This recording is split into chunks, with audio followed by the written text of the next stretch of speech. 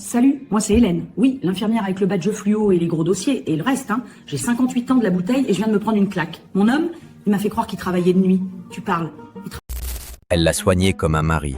Et au final, elle hérite juste d'un vide. Mais est-ce que ça s'est réellement passé? Hélène, 58 ans, elle fait ses tournées d'infirmière libérale entre Chartres et Lèves, même quand il pleut à l'horizontale. Marc, 61 ans, ancien commercial en arrêt longue durée, il reste sur le canapé à regarder BFM en boucle. Entre deux pansements, elle gère ses papiers.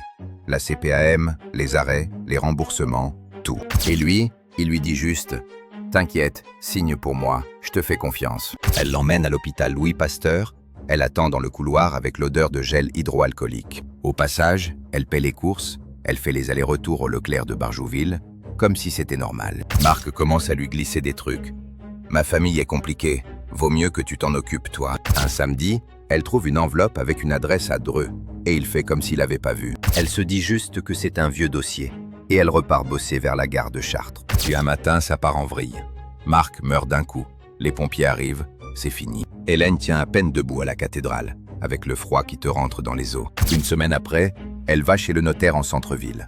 Et elle croit que ça va être rapide. Dans la salle, elle voit une femme hyper carrée, foulard chic, qui a l'air d'être déjà chez elle. Le notaire lâche que Marc était toujours marié à Dreux, et Hélène, c'était juste l'aide déclarée. Donc elle repart avec son dossier sous le bras et rien d'autre.